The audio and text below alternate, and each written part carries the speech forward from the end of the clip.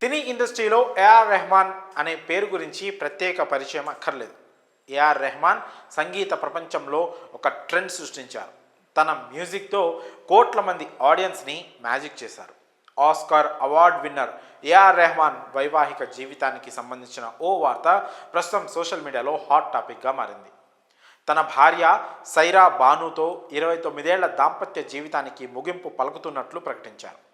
సుమారు 3 దశాబ్దాల పాటు కలిసి ఉన్న ఈ జంట ఇప్పుడు విడిపోవడంపై సినీ ఇండస్ట్రీలో ప్రధాన చర్చనీయాంశంగా మారింది. వీరిద్దరూ పరస్పర అవగాహన, అంగీకారంతోనే విడిపోతున్నారు. సైరా బాను రెహమాన్ విడాకుల విషయాన్ని సైరా బాను తరపు లాయర్ వందనా షా సోషల్ మీడియా ద్వారా ప్రకటించారు. కాగా 1995 మార్చిలో ఈ జంటకు వివాహం జరిగింది. మరికొద్ది రోజుల్లో 30వ వివాహ వార్షికోత్సవం జరుపుకోనున్న ఈ జంట విడిపోతున్నట్లు ప్రకటించడం అందరినీ ఆశ్చర్యపరిచింది. ఇండియన్ సినీ ఇండస్ట్రీలో మ్యూజిక్ డైరెక్టర్గా ఏఆర్ రెహమాన్కి ఎంత గొప్ప పేరుందో అందరికీ తెలిసిందే. స్లమ్ డాగ్ మిలీనియర్ మూవీతో వరల్డ్ టాప్ మ్యూజిక్ డైరెక్టర్గా ఆస్కార్ అవార్డు అందుకున్నారు. దేశ విదేశాల్లో ఎన్నో లైవ్ షోలు ఇస్తూ ప్రేక్షకులను ఎప్పుడూ ఎంటర్టైన్ చేస్తూనే ఉన్నారు.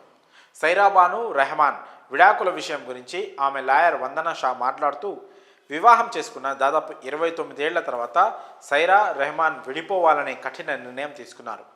ఈ జంట ఒకరి పట్ల ఒకరు అమితమైన ప్రేమ ఉన్నప్పటికీ కొన్ని వ్యక్తిగత కారణాలు, ఇబ్బందుల నేపథ్యంలో వారి మధ్య దూరం బాగా పెరిగిపోయింది. ఈ క్రమంలోనే ఇరువురి అంగీకారం మేరకు విడిపోవాలనే నిర్ణయం తీసుకున్నారు.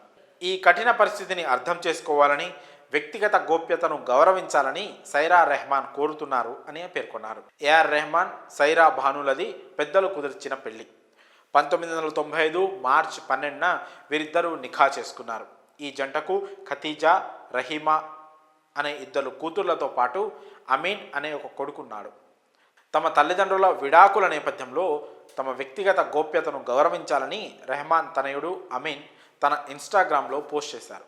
ఇదిలా ఉంటే తమ విడాకులపై రెహమాన్ స్పందిస్తూ, మేం గ్రాండ్గా 30వ వివాహ వార్షికోత్సవం చేసుకోవాలని ఆశించాం, కానీ అనూహ్య రీతిలో మా దాంపత్యానికి ముగింపు పలకాల్సి వస్తుందని ఆవేదన వ్యక్తం చేశారు.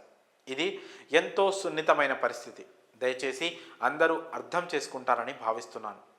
ఈ పరిస్థితిని అర్థం చేసుకున్న కుటుంబ సభ్యులు, సన్నిహితులకు ధన్యవాదాలు అంటూ ట్వీట్ చేశారు.